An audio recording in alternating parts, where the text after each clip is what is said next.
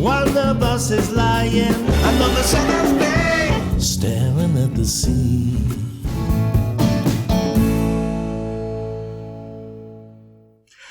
Hi, I'm JR, back with Dr. Robert, and Robert, this time we're going to talk about our favourite of all your albums, which is Staring at the Sea. Second album of the revived Blow Monkeys. Yeah, and you pulled a face when you said that, so tell me why. Well, when we decided that this was going to be the one that we did next, and obviously conversations about things, the sort of interest aspect of the conversation doesn't rely on whether it's a favourite or not. But for me, this has always been an album that I've kind of passed over a bit. And actually, I've listened to it about a dozen times since the last time we talked. And it turns out, yeah, I do love it, actually, after all. But despite the fact that you love it, doesn't mean to say you can't see certain problems necessarily with it. So I'm definitely going to ask about that. But for you, this album was a bit of an issue as well. Perhaps in a way that we won't necessarily be able to talk about too much, but there were certain things going on behind the scenes on this album that I guess may have impacted on the recording of it. I don't know how much you want to go into it, but do you want to start there? I'm trying to remember what happened, really. I mean, I think we did Devil's Tavern, and then we got approached by this record company run by a Canadian dean, and sort of he got a guy called Robert Rose in who were to run the label for him. Bob Rose basically is a bit of a legend in some ways. He's an ex-member of Dr. John's band way back, keyboard player. His father ran a club in LA. He was on the scene, and he was producing and running the label, basically. And he approached us and said he'd like to do something. And I thought it was a great opportunity because they had this fantastic studio in Brussels that they used. I can't remember, ICI or ICA or something it was called. And Bob was going to produce it and blah, blah, blah. So, IPC. Yeah. Sorry. Thank you. And it was an amazing, and I thought it was a great opportunity for us to have a budget, to do what we wanted to do. It sort of turned a bit nasty. It got a bit toxic, the relationship. And it wasn't a happy time within the band because of that. That's that much I'll say. Or even in my own personal life, really. And so it didn't, but, you know, I will say this, Bob Rose is the best arranger that I've ever worked with. I mean, a genius arranger. But he wasn't the best mixer that I've ever worked with, shall we say. So the record has got flaws, I think, in terms of its sound. But in retrospect, I listened to it again because I knew you were going to talk about it, and I haven't deliberately listened to it for 12 years or whenever it was we did it. It's good. I can see real merits in it. It's just a little bit one-paced, and it's not a great mix. But yeah, it's interesting. There's a lot of this. I mean, what we don't talk about much when we do this is the lyrics. Yeah, sure. And really, for me, the lyrics are really. I'm a lyric person. I mean, that's what gets me into records and songs and writers. So the lyrics on this album are quite important for me. And a lot of the songs there's a few songs actually that come from Flutes and Bones, because at this point I don't think I thought Flutes and Bones was going to come out. I made this little record when I got to Spain. I had these songs and I thought, well, I've got a chance to go in the studio, let's do them properly. So there's a few that came off of that record as well. Yeah. There's a couple from Bethesda too. Yeah. And so Bethesda hadn't sort of... I think by this point it had been released in the UK, but it hadn't been released as a sort of new album and given the sort of... No, I mean, in my mind, I'm thinking this is going to get a big push because they've got the power to do it. Yeah, yeah. In terms of the finances, but that's not enough. As we find out at Chelsea this season, it's not about that. It's there's a whole lot more involved. So you can get as many pluggers and as many people involved as you like, but it's something else. There's something weird about the chemistry of the moment, isn't there? Yeah. about the people And involved. the chemistry wasn't good. Although I wasn't aware of it at the time, I was kind of pushing through that, like I always do, to get it done, to get it finished, and then let's see. But it was just one of those things. I mean, I was so... The next album, Feels Like a New Morning, was a real uplift after that. Yeah. So in my mind, this album has always been a little bit like an unhappy period. But then when I listen to it, I can hear real merit in some of it. So it's got its own thing. You know, everybody has these albums like and you think, well, that's a bit dark, that one, because people were a bit down and there was a lot of tension and stress around, and maybe that's coming through. But maybe that is, but still, it's like a moment in time, and it's authentic, you know, and people can listen to it or not. But actually, I think it holds up. It's interesting what you say about the mix, because, like I say, I've listened to it probably about 12 times over the last sort of 5 or 6 weeks. Yeah. And that includes on a car stereo and on headphones. Yeah. And I got to say, on headphones, I'm hearing things that you couldn't hear when you're hearing it in a sort of natural surrounding, and vice versa. On headphones, there are other things that disappear. And that's a really weird thing in the mix. I wonder if there's something slightly muddy about that mix that just kind of made it feel a bit flat, because this was the album after Devil's Tavern. And I remember when Devil's Tavern came out and I bought that, I was like blown away. That was an amazing record.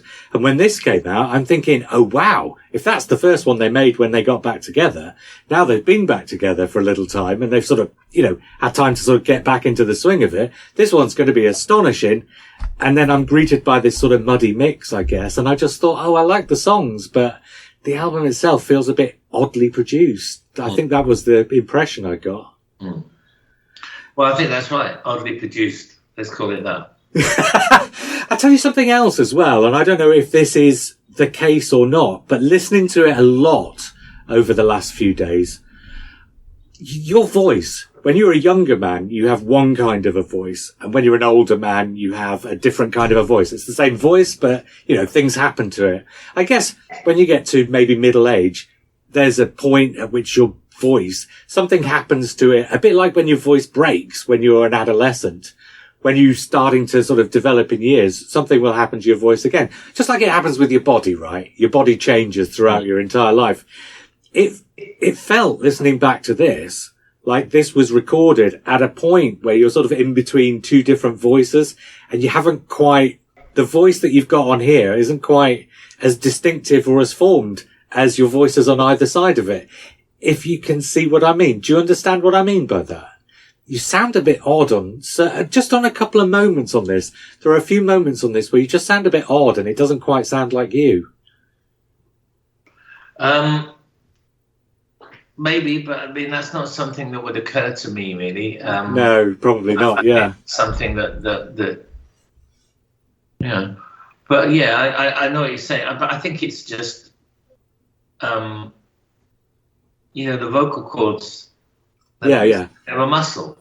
And so as you get older, like all our muscles, they change. And I think I'm just, you know, I'm just going with it. I'm not really aware of that at the time. Yeah. I'm trying to just do the best I can. I mean, there was a lot of singing on that record where I was singing live, actually, weirdly. I was playing acoustic and singing live while we were doing the backing track initial, and we just kept that vocal. So, yeah, I don't know, you know, I know what you mean. It's not, you know, there are some where it's, I mean, there are things, some places where we're out of my comfort zone a little bit, you know. One of us is Lying, is that kind of Latino feel. That's not really the band as well. It's not their natural feel, you know. I mean, but you know, but there were things that I really like Staring at the Sea, the actual. The song, yeah. Song. I think that's really one of I wouldn't mind putting that back in the live set occasionally, because I think that's got something. Again, you know, lyrically. That's about your dad, isn't it? That's about that typical British experience of a day out at the seaside. For us would be, we would drive from King's Lynn to Wells next to the sea, and we would sit in the car eating fish and chips while the windscreen wiper went 10 to the penny as the rain lashed down, and we would just look out, and I would look at my dad, and he would be staring out and like probably I think thinking about mortality, like most of us do when we look at this grey, horrible North Sea. Yeah. You know, that's the to me my quintessential memory of my relationship with the coast. Not Mediterranean exactly. You know what I mean? It was more like that's and so that was what that song kind of evokes in my head. And I've got similar memories. I like that, you know. I'm not putting that down. I love sitting in the car eating fish and chips while the rain lashes on the windscreen. Yeah. There's something, actually, you've hit something there. There's something about being on the inside of the car. So you're so close to the elements, but you're just protected from them so that you don't suffer the soaking that comes, but you're close enough to it. Didn't he? I used to love that song about cars because it is such a quintessential experience, especially as a kid. You feel safe there in the back seat, in that little environment, you know, and looking at the scary vastness of the North Sea crashing into the shore. That was a really abiding memory of my father, who I lost when I was 15. So I think it's something that was a kind of delayed trauma for me that still resonates in my life and in my songs at times. I think that will always be there. So he appears in my songs more and more, actually, not necessarily as himself, but as an influence, as an emotion, as a thought. You know. So yeah, and also there were songs about my dear mother-in-law Zelda, who we had lost a few years earlier, who was very special and very close. I was very close to her. She was very special. So things like What It Takes and Facing the Rock, they were about her, and I suppose what they're about is losing people, mortality, you know. And at the time, I'm getting older, you know. I didn't know it, but I was 6 months away from a heart attack at that point, and I wasn't feeling great. And I was quite unhealthy. I think I might have started smoking again. There was some stress, and that I knew that this situation wasn't good. There was something toxic in the relationship with the band and the label and the people involved, and yet I wanted to see where it would lead me. I was trying to make the best of it. I was trying to kind of manipulate the situation to, in a sense, and of course it never works, and that's not anybody's fault other than my own. But it kind of manifested itself in me in illness shortly after this. So the importance of that in there. So it's not a particularly joyful, happy song album, but there were things. All Blown Down. I really like that. That's quite an unusual song for me. Yeah. Again, I like the melody. I like the weaving. It's like a lullaby almost, isn't it? I would love to get hold of those tapes and remix it.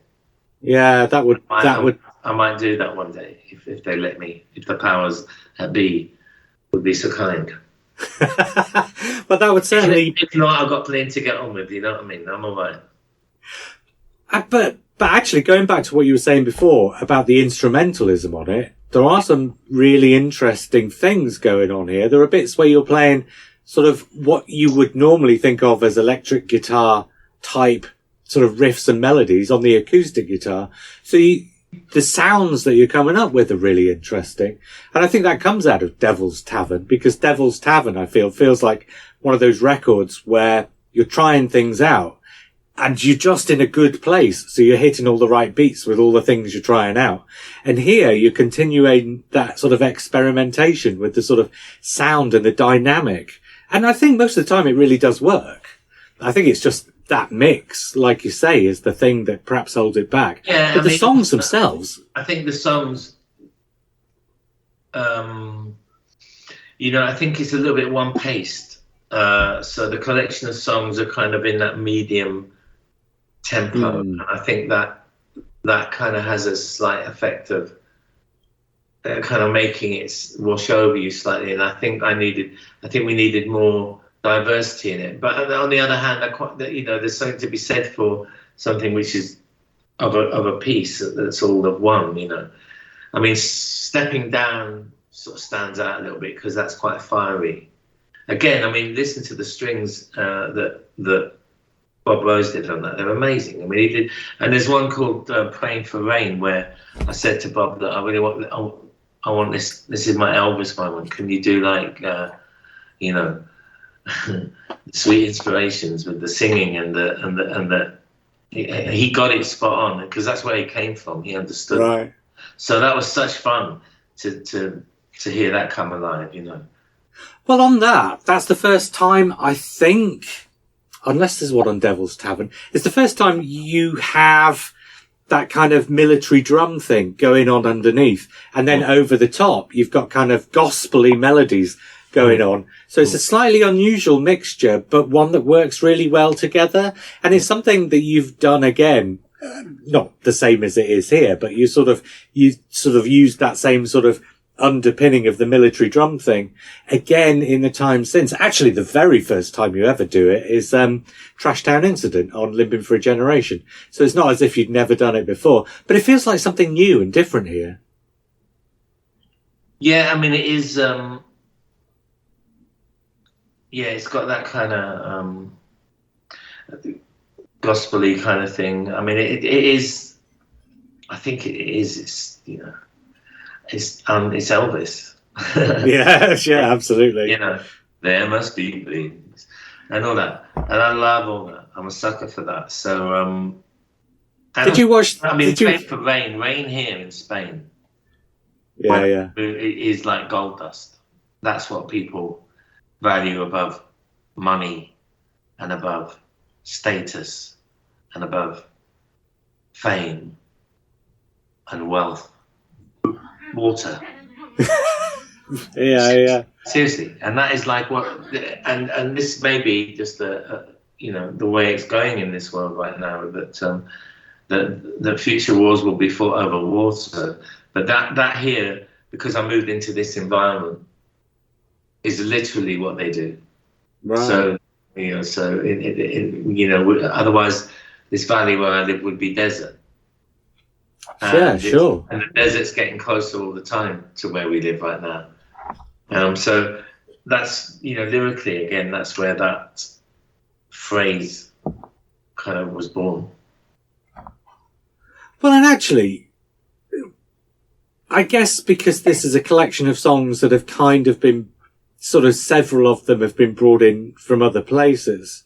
And we've always said reinterpreting songs is not something you should shy away from. But I guess as these are coming from a sort of variety of different sources, there's not really a sort of theme to this album other than the sound, I guess. Would you think that's fair? I think it's got, like I said, I think there were songs about loss, about mortality. It's got, I think, like I said, because I wasn't feeling great, I think there were points of kind of mortality in it for people that I'd lost recently, and also from the way I was feeling at the time. Yeah, sure. So it was. Well, and of course, there's a song about your dad on there, so that's going to be part of the influence on that too, right? Yeah, and the songs I told you about, Zelda, there's and things like that. So it's got a kind of melancholy vibe to it. I mean, what can I say? It's a collection of songs that were written, and the reason I brought some of the old ones in was because I thought, well, we have an opportunity here to do something in a great studio with a producer for the first time in a long time. There's I didn't have a lot of time to write the songs, so I thought I brought a few in from before, like. Did you go into Seventh Day and stuff like that? Yeah, Hanging On to the Hurt. I think I thought, let's just make the strongest album possible. But that was the idea. And actually, we said last time, you said you weren't sure that the versions of the songs that ended up on here were necessarily the best ones. But actually, I think they all sound really good, to be honest. They're good, but they're not the best ones. I mean, I still think What It Takes is better on Flutes and Bones. I think Seventh Day is better on whatever that was on. In the end, it was a mistake. But hanging on to the Hurt, even that I prefer Flatland's version. Right. It was a lesson for me. You can't manufacture that. You know, there's something else. There's some other indescribable magic that goes into making something which sounds alive and vital. And you can't see that. Yeah, I don't think there's a lot of room for Neville on quite a bit of this album. It feels like there's some songs where he almost seems to be missing altogether, and there are other songs where he doesn't do an awful lot, and then there are some songs where he's sort of right front and centre. But I tell you what that made me think. It made me think that if you're writing songs that you're planning initially, at least, to record solo, then you fill all those spots yourself. And when you hand that song over to him and say, right, find somewhere where you can put something on this. I wonder if there are times on this album, and maybe it's a case of you ran out of time as well. I don't know. You probably had a sort of finite amount of time in which to record it. It feels like... The truth is that Neville and the producer didn't get on. Oh, really? Is that what it was? And Nev was like a sort of a dark presence that would appear occasionally in the studio, but Nev didn't really dig the whole atmosphere and what was going on, I don't think. Oh, wow, right. Nev doesn't hide that. I can see. For that. He came in and he played a bit and he did this and that, but I think, no, he wasn't feeling it in the way that in subsequent albums he really shone. So, and I think that was to do with the atmosphere in the studio. Do you think that knocked on? Unusual for us because we always pride ourselves on the fact that we are like a family, our band. We get on. There's very rarely any acrimony or nastiness. Yeah. I think there was an atmosphere around this album which was that I was the guy that they were interested in. And if it came to it, we could just use session musicians. And I think that was never really said, but that was in, you know, this was the kind of feeling. And I think everybody picked up on that. And I think that dissipated the spirit a little bit, if I'm really honest. Yeah. So actually, even when you were recording, before all the mixing and everything else, but even when you were recording, perhaps the mood in those studios wasn't, optimal, really. It wasn't great. And yeah, actually saying that then, it's amazing that you got what you did out of it, frankly. Well, That's a testament to Mick and Tony in that, isn't it? I won't give up on anything. That's not my nature. So I'll get it finished and I can, but whether or not that magic is in the room is not down to me. And on some it's not in the room. You can feel that there's something else in the room. Attention, not all of it. I mean, some of it, and I would say the new songs are the ones on it that work the best. Staring at the Sea, All Blown Down, Stepping Down. Those songs are the ones which have got the most life in them. But and like you said, what's going on instrumentally inside that record, there's some sublime moments, but there wasn't a great mix, so you couldn't always hear them. So perhaps one day I'll be able to rectify that. Yeah, sure. Do you know what the standout moment for me is? The standout song for me? It's One of Us Is Lying. I just think that's amazing. You like that one?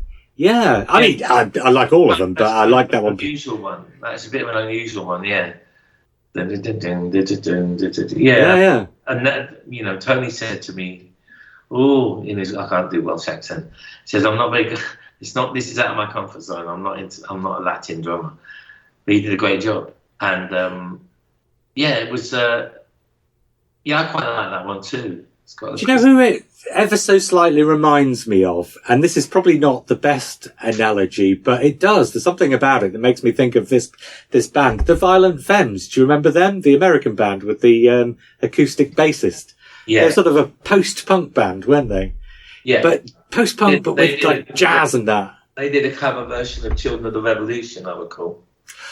They did, didn't they? You're right. Yes, I'm sure they did. Yeah. So So sharing similar roots as well, I guess. Yeah.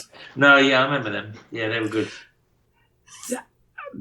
Staring at the Sea, the title track. Yeah. I think that's the first, because you've moved to Spain. You've been in Spain for maybe not a decade, but between 5 and 10 years by this point. I think you'd moved over in 2000 and maybe it was about 10 years. 2001. And this record is 2009, so 8 years, 7 or 8 years by the time you're recording it, I guess. But I think that's the first time you've got kind of flamenco sort of expressions on the guitar going on in a song. It's the first time it actually sounds like you're sort of channeling the Spanish experience into the music in a sort of really literal way. Well, yeah, if you don't count La Apasionada. Well, yeah, but do you know what I mean? This is the first time. 30 years before. But this is the first time. Yeah. I guess that's true. I mean, I always wanted to avoid that. Mm. You know, it's the musical equivalent of a book like A Year in Provence. You know, it's a bit. But what? Yeah, but what makes it class touristy? I didn't want to do. Oh, you know, by the way, I live in Spain, and I'm now going to play the flamenco on top of my pop music. Like, fuck off. But having said that, of course it creeps in, especially the chord progressions and the chord. You know, they do love A minor here. So, oh, really? Yeah. And you've got to be careful how you say that, right? Yeah, and it's great. It's so that it's bound to sneak in, you know. But shall I tell you? Could be worse. No, I'll tell you what makes it all right on that song is you've got these sort of Spanish inflections and a chord progression and that on a song that's about being on the coast of the North Sea. Yeah. So it's the juxtaposition of the two ideas is what makes it, is what makes it okay, I think. Yeah. You know, the Wash was my playground when I was a kid, and I was always fascinated by that Norfolk coast and the myths that surround it, like the idea that King John's jewels had been lost in the Wash and all that, and just how grim it was at times, you know. Yeah. So that and it's harder to write about, for me anyway, about how beautiful the Mediterranean is and parts of it, and how idyllic and crystalline, and you know, I don't want to do that because that's like some sort of brochure. Yeah. And it's harder to write those kind of things. It's easier to be authentic and honest about what I really feel about it. So that's where that came from. Yeah. Well, and also a few new ones actually that are quite interesting on that level, but you'll hear them later. But yeah, sure. That's yeah, I find it's a difficult one. There were things I want to say about this album, about what was going on in my relationship with the people that were involved in it, but I can't really do that because I think it's bad karma.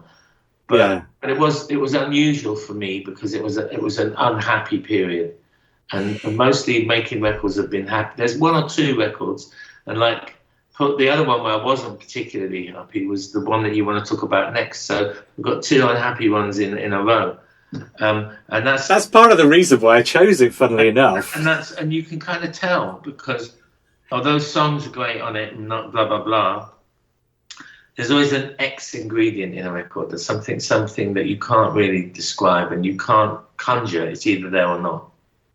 Right, for sure. And I can feel it now. I can nix that if it's not happening. I'll stop and go away. But in that particular instance, it wasn't. I couldn't do that. We were in a really big studio. We were staying in Brussels. It was a thing we were doing, and I just went with it. I was in my sort of stoic mindset where let's just get this done and get the best out of this that we can, and then let's see what happens. It's only a fucking record. I mean, it's not the end of the world. Some people might really like it, and in fact, some people did. Oh yeah, for sure. I'm the worst judge of it. You know, I hear people talk about records and going how terrible it is, and I think, God, that's my favourite record of yours. You know, I don't think there are terrible records. There are just records that you like and records that you don't like. Really. Well said, JR. Now, Going back to the subject, though, of the record company and the people involved in that, and I'm not going to dig into personalities and people in particular, but I want to ask a more general question. Because you'd just done Devil's Tavern, and so that's the Blow Monkeys' first record back. Yeah. And prior to that, you'd done half a dozen solo albums Yeah. on various labels, but having the band back together must put you in a kind of a slightly different mental place from when you're doing it solo in terms of, I guess, how best to describe it? You feel you've got a duty of care to the other members in the band because they're in the band, as opposed to just people who came in, or session musicians or friends who just happened to turn up and do a bit or whatever. Mm. But the record industry, in between 1990, when the last Blow Monkeys record came out, and 2009, when this one's coming out, the record industry's gone through a massive change. And do you think that sort of duty of care that you must feel towards the band, in terms of, we must have a label, there must be a destination for this record before we can make it. Do you think that has an effect as well on the way you make a record? No, I didn't feel that. I think by this point that I was aware, because what we did with Devil's Tavern was crowdfunded. So I knew that we could do that and that we could make a record. And because of the way the technology was going, that we would end up, which is where we are now, which is making records remotely if we want to. But there are other times when we like being in the same room. No, I didn't feel that. I mean, I've always jumped from labels, and to be honest, I've never really had a problem. I've always been pretty strong-minded, and because most of the time I'm producing myself, they just let me get on with it. Right. And my relationship with the band, in particular with Mick and Nev, is like family. Tony, when he was in the band, is like the ultimate professional. He's a very self-confident, strong character. Yeah. And I didn't need to do much at all.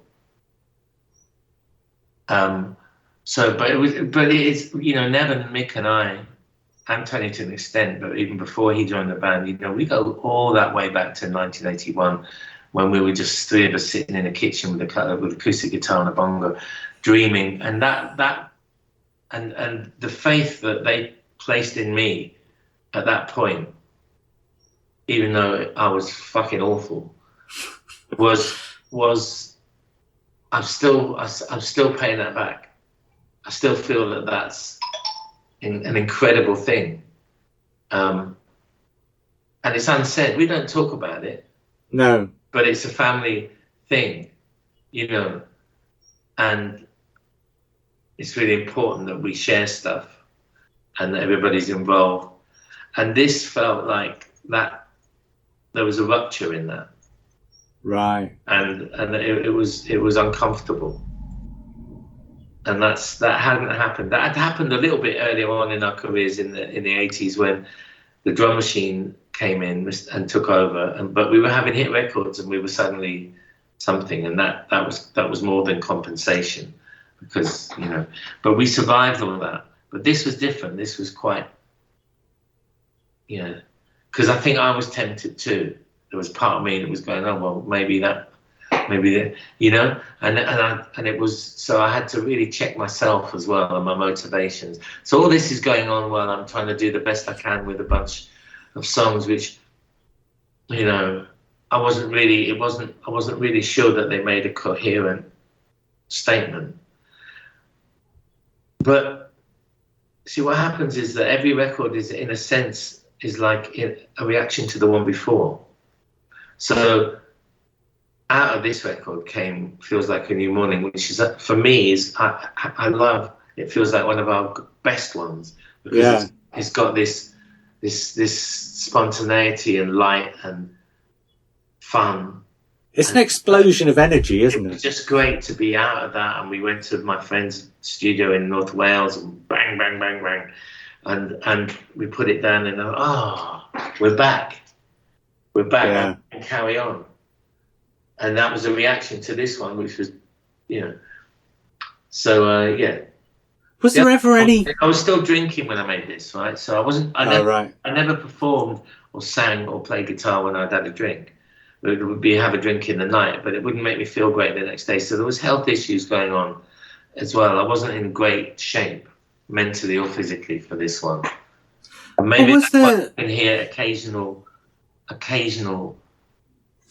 vulnerabilities in the singing. Yeah. Or maybe that's what you're picking up on. I don't know. Could be.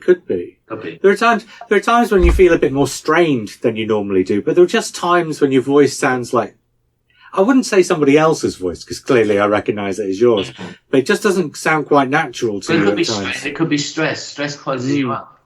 Yeah, it could be. Stress closes you up a little bit, and you get, and it's, it's all there.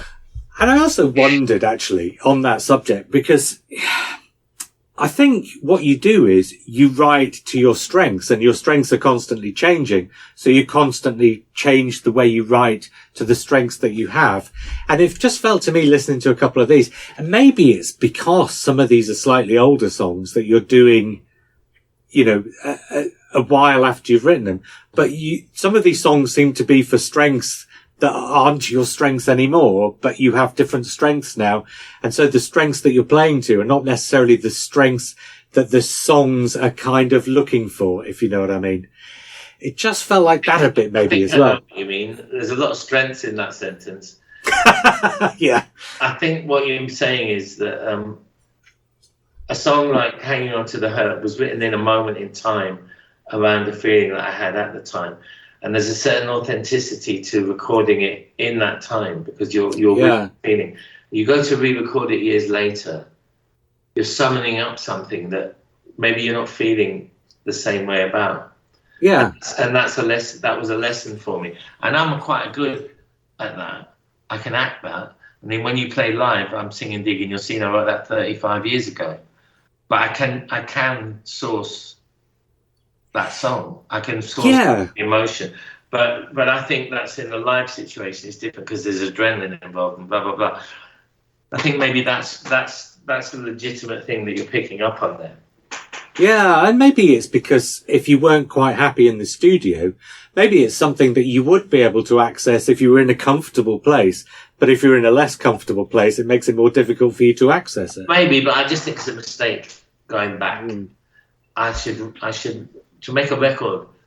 I think you write about the place that you're in at the moment, because that's where the authenticity comes through. And you can make mistakes, and you can be strained, and you can be out of tune, and you can be out of time, but it doesn't matter. I mean, one of my favourite albums is Neil Young's Tonight's the Night. I love it because you let it go out, because it's so full of mistakes and out of tune singing and out of tune guitars, and yet it's fucking brilliant. Right. So and it still stands up better than some of these other things, I think. So that's my kind of blueprint for that kind of thing, Sure. Now, Stepping Down, that's the lead track, that's the lead single. I really like it, but I have to say, I don't think it's as distinctive as some of the other sort of lead singles that you've had. I mean, a couple of albums later, you've got OK, and sort of prior to this, and even in your solo stuff, often you have things like Staring Down the Bird, which are really distinctive. Stepping Down just feels like a really good song, but it doesn't quite feel distinctive. Do you feel, I'm not quite sure how to say this. Do you feel there would have been room for something else on this album? Just something to stick out, something to stick in? Because you have a really good habit of writing the sort of distinctive lead single for a record. You do it all the time. And I don't feel like you quite did it here, much as I do like Stepping Down. No, I mean, I think that's legit. I think Stepping Down, though, really does suffer from a very muddy mix. Yeah, that's a fair point. In terms of guitars and drums, sounds and bass. And it should sound far more dynamic. But yeah, I would take that. I mean, it's not, you can't always do it, I thought that was the one that would pop out, the breakout single, but it's not quite there. Yeah, you could be right about the mix. There's a lack of clarity in the instrumentation, isn't there? Yeah. If that's because one of the funny things about this album is you're right about the strings. There's some great strings on this album. Yeah. Really often quite sparse. But Yeah. when they're there, they're doing sort of like some really interesting things. The strings on Staring at the Sea are like Bolero, you know. I mean, that's Yeah. Moses' genius. He is a brilliant, brilliant arranger. But again, he's not mixed them very well. So sometimes the strings sound a bit like... Well, he wouldn't. I think he thought he could mix it, but I think it would have been better to bring someone in. That's just my opinion. Bob will probably say something different, and that's fine. But I think as an arranger, he was extraordinary. He was the best I've ever worked with because it's old school, and also he's American, so Americans mix things different.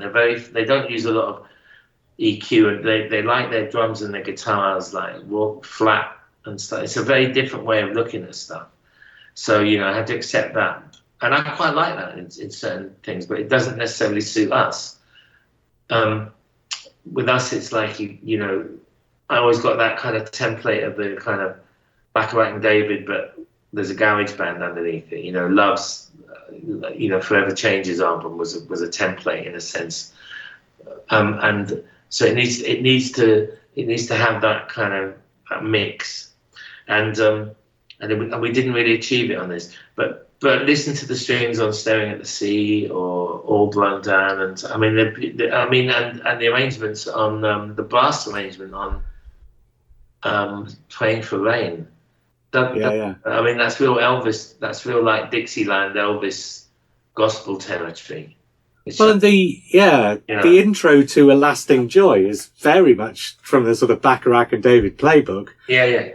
But if you could just hear the brass, because it kind of disappears into the mix, it's a really weird thing. Yeah. If you're listening to it now, if you're listening to it on headphones, actually, it sounds terrific. Right. If you're listening to it naturally, the brass kind of disappears. Okay. There's some odd things going on. Yeah. Well, that's what can I say? It's the only Blow Monkeys album since, I don't know, Animal Magic that I didn't actually mix. Right. So, probably you'd have done something very different. I gave that over. Yeah. And I think that was a mistake on my part. I should have got more hands on with that one, because I think that probably wouldn't have happened. Having said all that, listening to it over and over for the last few weeks, I have really enjoyed listening to this in a way that I haven't since it came out, really, I don't suppose. Yeah. I've never disliked it, but I've just never liked it as much as some of the others. Yeah. But now it's sort of gone up, in my opinion, by some distance. Good. And actually, some of those songs that are from other albums, Hanging On to the Hurt, for example, I never really thought an awful lot of that, because I think because I knew the two different versions, and because this version meant as much as the other version, perhaps I never really had an idea of what the song should be, whether it should be the one or the other. But actually, listening to it here, I think it made a lot more sense to me. So I've come down a lot more on the side of this album than I had been previously. Is there a song or a couple of songs on here that, listening back to it today, you've thought, oh, that's much better than I remember it being? Or Facing the Rock again, I actually really like that song. I like the structure of it, the words, the way that the second verse is completely different to the first, just in the scanning of just on that level. And then I think he did a lovely job on the strings on that as well. I don't think it's a great mix. I don't think it's a great mix, but that's a song where I wish Scott Walker could sing that one. That's where I felt that I succeeded in that kind of that big ballady thing that sometimes I do, and that's a good one. So I like that, and I like All Blown Down. And I like the title track. Those would be my favourite ones. Where I think, there's something in that. I mean, if I was doing a best of and I had to take from that album, it would be, well, the best song on it is the title track, I think. Yeah. Wow, because it's got funny chords in it. chords that I did by mistake. I like those sort of little things. Oh, that's what that is, you know. So, and that's still a voyage of discovery. That's why I love sitting there playing, like learning. Recently, you know, "Wish You to Lineman" or "God Only Knows" or songs like that, which are just like they're like mathematical genius songs. The way the chords are put together. I mean, "Which to Lineman" changes key in the first verse before you even get out of the first verse. It's changed key. And then in order to get to a different key in the chorus and then back, and it's just, I mean, it's maths. It's Jimmy Webb, Blacklight and David. Those guys, they were scientists and mathematicians and geniuses about that. And I'm still enamored of that, and I'm still learning from that. So I stumbled across that second chord in "Staring at the Sea" somewhere. I can't remember, it might have been some kind of Latin thing. And suddenly that's something that I've never done before. Reminds me of that moment in A Moment of Madness at the end of Realms of Gold, where you build up to the first verse, and there's about a minute before you actually get to the first verse, and you're kind of all on the same chord, or certainly all staying in the same key. You get to the first verse, and halfway through that first line, suddenly the chord goes down. Your voice doesn't go down until afterwards and follows it down. And that whole bit of the song just suddenly makes you, as a listener, just go, whoa, and take a deep breath, because all of a sudden, a piece of music has just done something completely logical, but completely out of the blue. And that's what you're talking about, really, isn't it? Where things make logical sense, but you can't predict that they're going to happen. Yeah, that's right. Yeah. I mean, "Moment of Madness" is a good one, actually. So I like that's well inside my all-time top Dr. Robert top 10. Oh. Yeah, but you haven't heard the new album yet. Yeah, but my all-time Dr. Robert top 10 has got about 30 or 40 songs in it. Well, yeah. All I can say is that the new one we're working on, which I'm keen to get, is a reaction to the last one, because "Journey to You" was quite it's quite a big album, wasn't it? Yeah, a bit of a landmark for us, and I can't go back there with that same sound. That's all I'm saying. So, yeah. So I'm expecting full-on punk rock or heavy metal next time. Yeah. I'm not going to spoil it for you. Next time. But I do have a Marshall stack out the back there. Yeah. I mean, because it's funny how many people come up to me live and go, "Oh, I never knew you could play guitar." I don't understand how that's ever been a thing that people can say, because it's right back to this. It's my own fault for poncing about on top of the pops without a guitar. Those TV programs and all that in the 80s, and people probably thought that I was like, that's what it was, and they would have got session musicians to come in and play all the guitars and all that. Well, that's what I was going to say. Who do they think is playing the guitar all over the records? Because there's plenty of it. Yeah, I know. But yeah. So, but having said that, no, we haven't made a heavy metal album. That's not. Although that may be somewhere down the line. Who knows? Yeah, as you get older, you're getting closer and closer to that grand heavy rock album that you've always been threatening to make. Meanwhile, next time for us, for you and I, we are going to talk. Whoops, there goes the Neighbourhood. Okay. So basically, we'll just be talking about Thatcher for about 45 minutes then. Oh, God. Do we have to? No, there's stuff on there. Good to talk about. Well, that's an interesting record, and spoilers ahoy, I've begun to do my homework on that already because I was going to suggest it. And I'm having a similar experience as I had with the one that we've talked about this time, Staring at the Sea, in that I went to it thinking, this is one of my lesser favourite albums, and actually listening to it, I'm getting a lot more out of it than I thought I was going to.